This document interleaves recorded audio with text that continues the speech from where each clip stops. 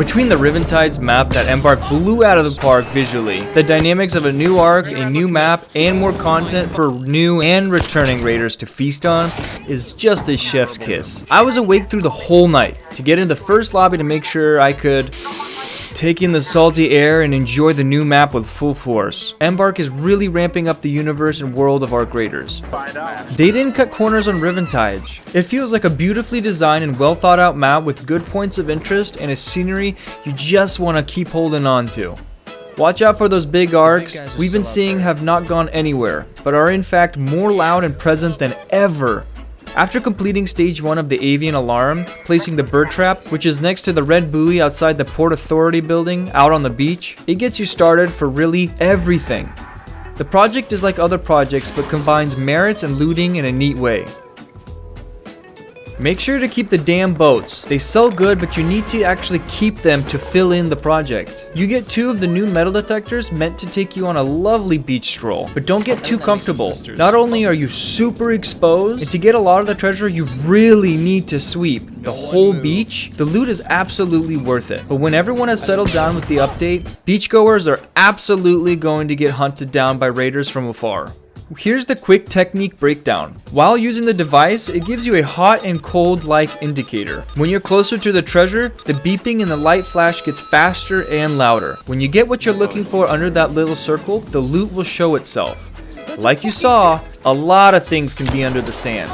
And being in the open means being exposed to raiders and Arc. So be careful of all the strangers you might see, but the rewards are so worth it. My pro tip for you, bring both metal detectors you're rewarded with in your safe pocket, a barricade and smokes to get away, a snap hook or deadline. You have to understand, you are completely alone and in the open environment. Next, the Turbine is the new arc that is an incredible addition to the game. It is an absolute treat for PvE players. The crazy, menacing presence is well deserved. A nice way to put it, it will rock your shit. It's a predictable arc, but it's still a monster even when you read exactly what's going to happen. I would say it's like a Bombardier and a Bastion, but the older brother that wanted to become an MMA fighter, retired, and now lets his frustration out at a local bar. Don't underestimate the Turbine. It's tanky and an absolute killer. It's as relentless as the Bastion when it locks onto you, with the technical capabilities of those high damage Bastion missiles. But instead of the missiles, it throws lightning bolts at you. What we know is it appears on other maps too. It appears in the late game. They'll start around the 14-minute mark, and it is usually not alone. Basically, Arc this update said, get everything and kill all the Arc after 15 minutes? Well, I'll give you a reason to hold on for your life. It's heavily armored, has a lot of weapons, but if you shoot it, after some time, it will land, which exposes the weak point at their core, giving you the chance to do real damage. Why can't I just ride it, you might ask? Not only while trying will the lightning bolts remind you of gravity, when it is on the ground, it places mines on the ground that look innocent, but do crazy damage. They can be shot and removed, and on top of that, it will still hurl lightning bolts at you. I love this new arc. It's an intimidating challenge, and because it lands after 15 minutes, when players stop spawning, if you can start a group of raiders prepared or motivated to bring one down, you have a real chance and a really good fight ahead of you. Of course, there are new quests, which I will start releasing shorts for so you don't have to go running around like a headless chicken. But the most important quest is the new project. It definitely drives the story. Speranza feels in danger. You can tell that Riven Tides isn't a cherry on top. It's actually the start of a nightmare. Think about it.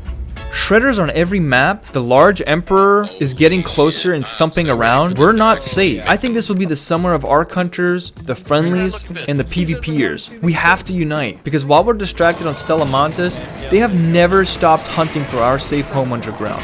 Riven Tides brought raiders out of hiding. Not even in the first 24 hours has Speranza come to life, but it has everyone looking forward to something and a new reason to have some fun. Here's a little montage. Instead of talking like the people from Italy.